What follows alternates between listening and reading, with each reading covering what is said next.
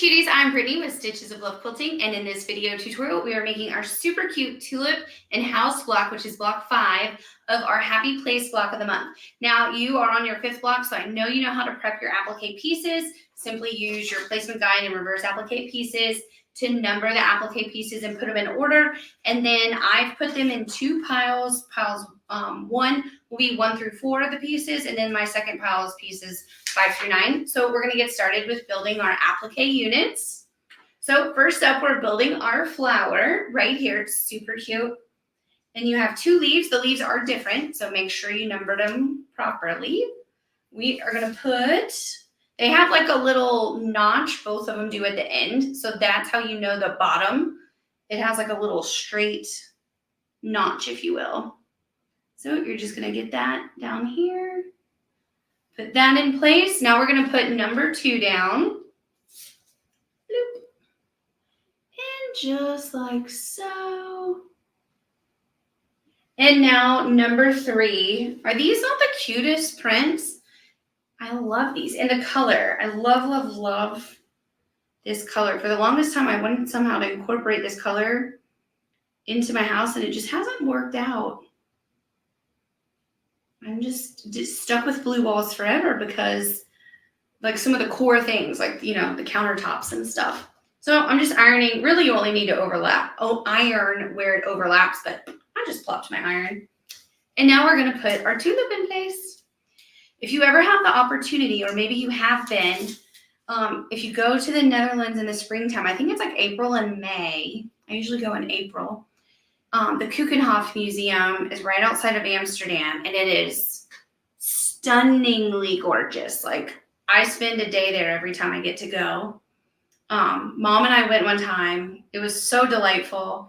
And then one time I got to go with my in-laws and my husband, and a friend was with us on the trip, and it was just, again, delightful, beautiful. Every time you get an opportunity to go see the tulips in the Netherlands, definitely do it. So we've built our tulip. Now we can move our pressing sheet aside, and we're going to build our little house unit. So, I mean, you can probably build these in your sleep now. We have our chimney, and then we are going to iron our actual house. This is such a fun color too. Look at that. I believe this is apricot. I might be wrong, but it is, in my head, it's apricot. If I'm wrong, I apologize. And then, oh my gosh, this gingham.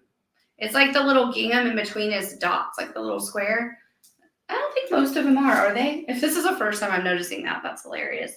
But I think it's super cute. And now we're going to put our door. Again, it's not a directional fabric, but you can pick if you like which one, the top or the bottom. Mine pretty much ended up cut the same way, so I don't think it matters. And your door lines up right at the bottom, like so. And then we're going to put our heart. This is just like a classic red. I love that color. I really like all the colors in this quilt. It's so colorful. The more I think about it, the more I think I am going to put this quilt in my guest room. My guest room has a lot of blues, and I have a wall right now that's just aching to have the art changed on it. I don't like what's there. So this wants to live at my house. All these samples I'm making. Actually, I make a whole quilt.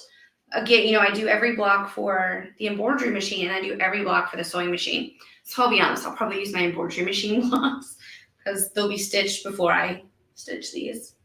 Okay, so now we're done with our pressing sheet. We're going to set it aside. And I am kind of breezing through because we're on block 5. Y'all know how to do this by now. But hopefully you like to kind of like prep along with me every month. That's what I like to think, at least. So now we'll grab our background fabric, put it right in place, and make sure it's over that trim line. And we are going to grab our tulip. And I'm just going to start at the bottom with my little piece and start putting it in place. And then pull up right here. There we go. My tulip is in place. There we go. And I am lifting. I know it probably looks like I'm dragging. I'm lifting it. There we go. All ironed on. And now our house.